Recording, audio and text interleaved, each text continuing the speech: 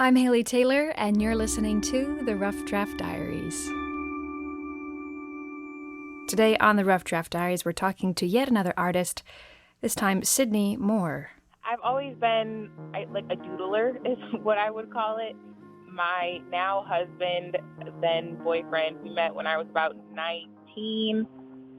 He was doing an apprenticeship as a tattoo artist, so that's kind of where it started. I started doing some sketching, and I was interested in learning how to tattoo myself. Then I got pregnant, and when I had my son, I was home all the time, and my husband just bought me some canvases home one day and was like, draw on these instead. And I had a lot of free time on my hands being a stay-at-home mom, so it just kind of flourished from there.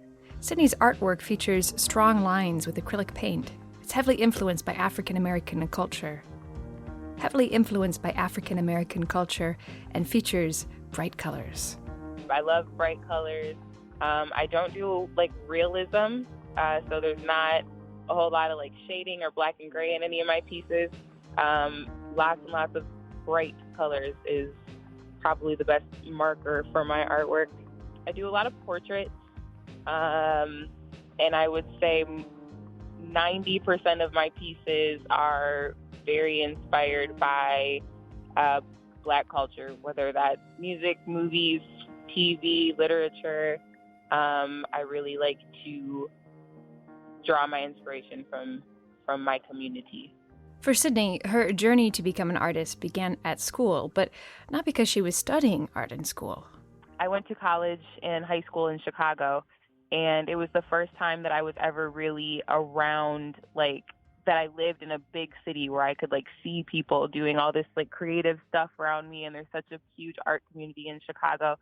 Columbia, which is the performing arts college downtown Chicago, there were a lot of Columbia students in my dorm, and I was trying to buy artwork to decorate my dorm room with, and I was like, I'm just going to make my own. Like, all these posters and cool things that I see down here are expensive, and I'm broke, so I'm just going to get some of these cardboard boxes I used to move and cut them up and paint on them. So I did that, and I made friends with some of the kids at Columbia, and they were like, why are you not at Columbia? Why are you at Roosevelt?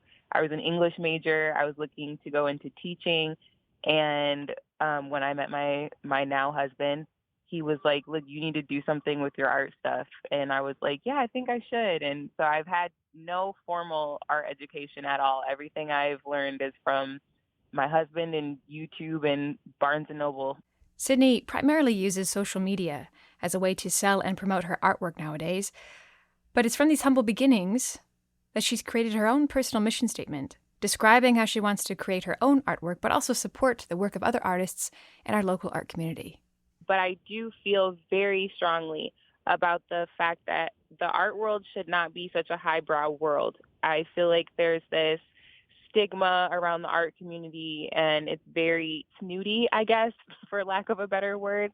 And again, like, I remember being, a broke college student or getting my first apartment and everything and wanting to have like cool artwork everywhere, and I couldn't afford it. It's just so expensive. So I feel like for me personally, I make sure my artwork is very affordable. I always have affordable pieces available because anybody who wants to purchase my art and support that goal and dream of mine, I feel like should be able to.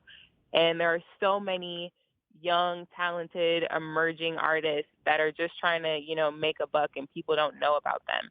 And they're amazing. So I feel like people should look at, emerging artists and newcomers onto the scene as, an investment.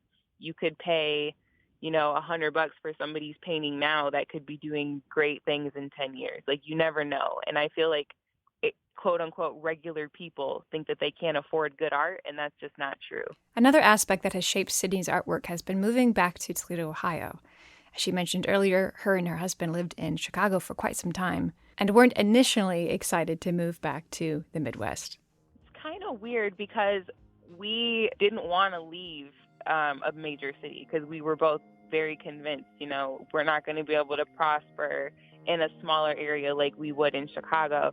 And what we have found has been the total opposite. We've both done quite a few events since we've lived in Toledo. We've only been here 3 years, and I've done more art shows here than I did before we moved here. So it's been really, really great. We've been really surprised and probably motivated even more because it was very shocking and it was overwhelming almost. It's just been really, really nice. We were not expecting it at all. And this newfound community plays into Cindy's plans for the future and how she wants to continue to create artwork locally here in Toledo. Now that, I won't say now that COVID's getting better, but now that we're getting a better handle on how life is going to be, I think it would be really good to get back out and do some more events before we get the winter weather. There's a huge art scene in Toledo that I feel like people don't know about. Like, people know about the museum, but they don't know that there's a lot of artists out here and there's a lot of people doing a lot of different stuff. So I think it would be really cool to do some work with some of the other local creatives in the area. I'm Haley Taylor, and thanks for listening to this episode of the Rough Draft Diaries.